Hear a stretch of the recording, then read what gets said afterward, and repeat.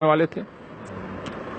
Sir वो भगत सिंह वाला एक सवाल था। हाँ, भगत सिंह का जन्मदिन अभी गुजरा है 28 सितंबर, और बहुत दिलचस्प है कि 28 सितंबर और 2 अक्टूबर के बीच बहुत कम वक्फा है। उसी तरह जैसे 30 जनवरी और 23 मार्च के बीच बहुत कम वक्फा है। तो मैं हमेशा कहता हूँ, एक जन्मदिन से दूसरे जन्मदिन, एक शहादत से दूसरी शहादत। गांधी भगत सिंह के रास्ते से सहमत नहीं थे, उनकी वीरता की प्रशंसा करते थे। जैसे मदन लाल धिंगड़ा की वीरता की प्रशंसा उन्होंने 20वीं शताब्दी की शुरुआत में की थी, लेकिन उन्होंने जो किया अंग्रेज अफसर पर हमला, उसकी मुखालफत की। उस तरह वो भगत सिंह के तरीके से सहमत नहीं थे। जब उनकी वार्ता चल रही थी लॉर्ड इरविन से, तो उसमें यह सवाल आया। गांधी का कहना यह था कि आप फांसी की सजा रद्द करें, ठीक है।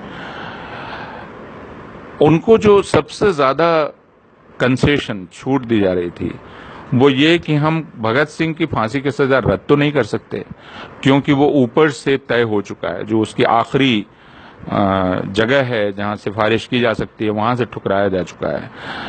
लेकिन हम उसकी तारीख बढ़ा दे सकते हैं। क्यों? क्योंकि बीच में कराची कांग्रेस होने वाली है।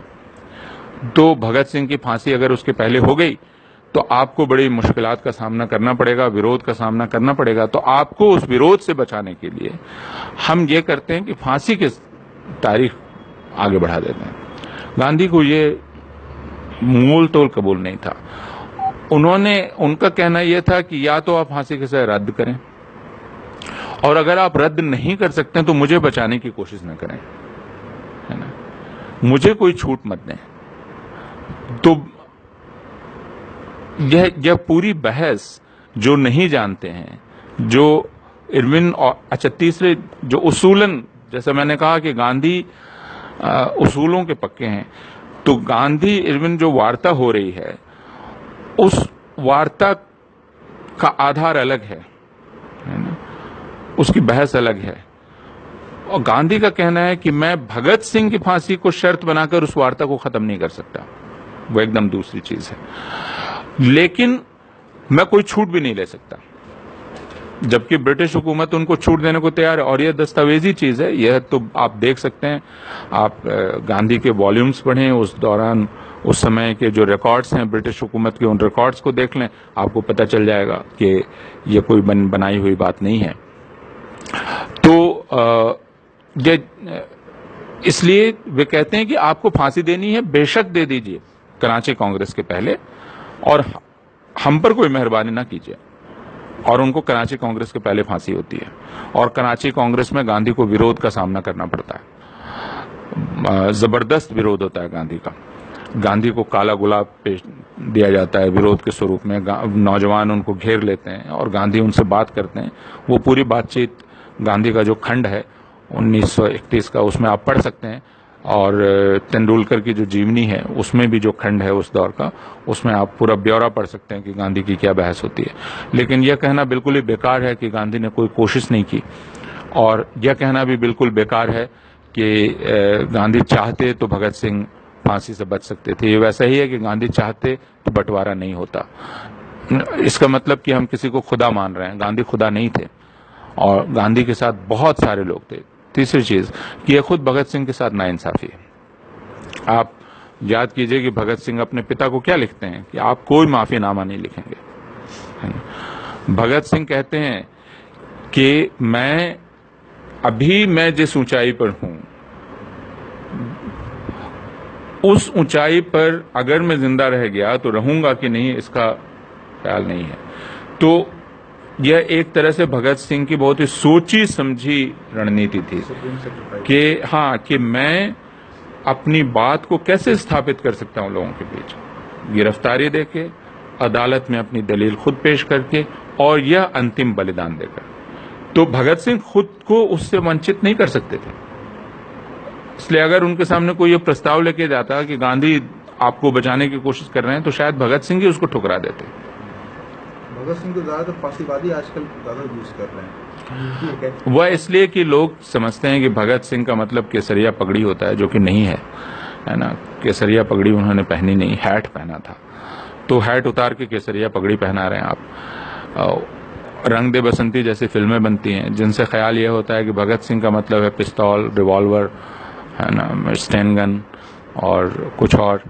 भगत सिंह बहुत साफ कहते हैं कि इनकलाब का मतलब बम और पिस्तौल नहीं है, और वे कहते हैं इस पटाखेबाजी से काम नहीं चलने वाला है। असली चीज है जन गोलबंदी। आपको लोगों की गोलबंदी करनी होगी बड़ी से बड़ी, और इसलिए वो गांधी को सलाम करते हैं कि गांधी दरअसल लोगों की गोलबंदी कर रहे हैं। तो भगत सिंह 15-16 साल की उम्र से लिखना शुरू करते हैं। वह शख्स लगातार पढ़ रहा है, फांसी के तख्ते पर जाने के पहले भी पढ़ रहा है। तो कहाँ वह और कहाँ वे लोग जो 2 सफ़ा पढ़ भी नहीं सकते हैं और वे उनका इस्तेमाल करना चाहते हैं। तो वे विवेकानंद का भी इस्तेमाल करना चाहते हैं, गांधी का भी करना चाहते हैं, भगत सिंह का भी करना चाहते हैं। सवाल यह है कि जितने नौजवान आज के हैं उनके लिए तो भगत सिंह मौजूद है ना, उनका लिखा हुआ है। कोई हवा में उड़ने वाली अफवाह नहीं है ना, उनका लिखा हुआ मौजूद है। तो लिखा हुआ पढ़ना चाहिए उनको। क्या लिख रहे हैं वो, क्यों लिख रहे हैं मैं नास्तिक क्यों हूं जैसा लेख, है ना। क्यों अब भगत सिंह मैं नास्तिक क्यों हूं जैसा लेख लिखते हैं। वे साम्यवादी साहित्य पढ़ने के लिए कहते हैं, लेकिन साथ साथ वे किसी के भी धार्मिक अधिकार की रक्षा की भी बात करते हैं। तो जो लोग ये कहते हैं कि नास्तिक लोगों से बचना चाहिए, है ना, क्योंकि इनका दीन नहीं होता है, तो वो ये जान ले कि नास्तिक लोग आपके दीन की हिफाजत के लिए जान दे सकते हैं, लेकिन जो दीनदार है वो क्या नास्तिक के अधिकार के लिए जान दे सकता है? वो उसकी गर्दन उतार लेगा।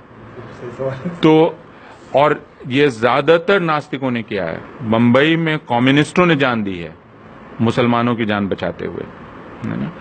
हिंदुस्तान में अगर किसी ने अपने आप को कुर्बान किया है सबसे ज्यादा मुसलमानों के